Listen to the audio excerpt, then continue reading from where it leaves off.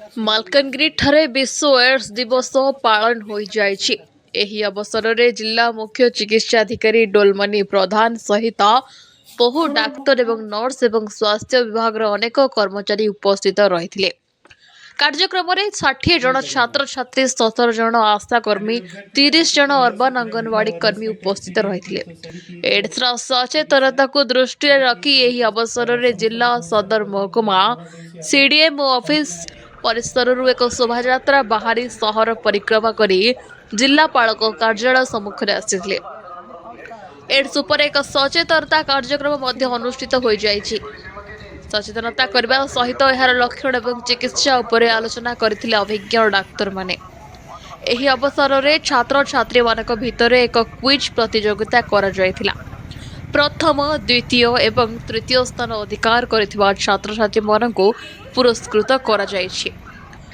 Bureau report, new Odisha TV.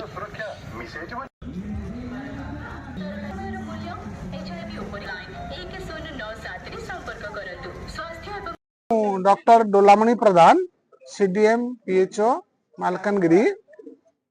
तो मु आज विश्व एड्स दिवस पालन करुछु।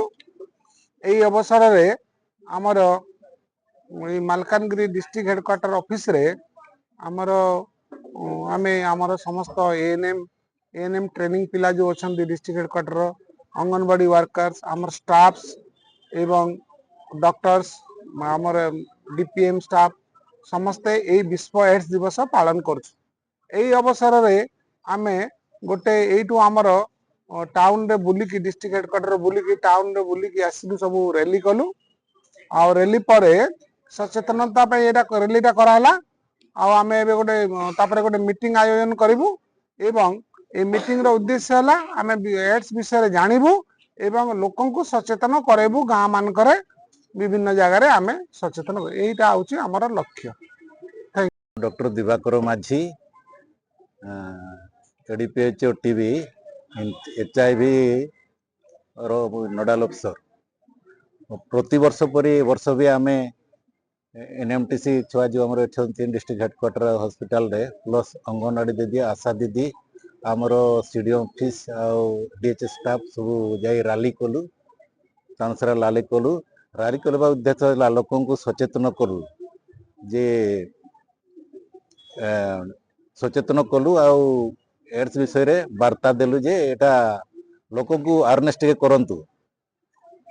आउ जेमती आम एड्स रोगीटा को जो अच्छी सेटा घृणा करंतु लोक मान को नाही। प्लस गाँ गाँ रे अवेयरनेस टे बढ़ांतु। आउ एटारा आउ एबे हमर टिके मीटिंग अच्छे टिके करिछु एटा स्टार्ट करिवो।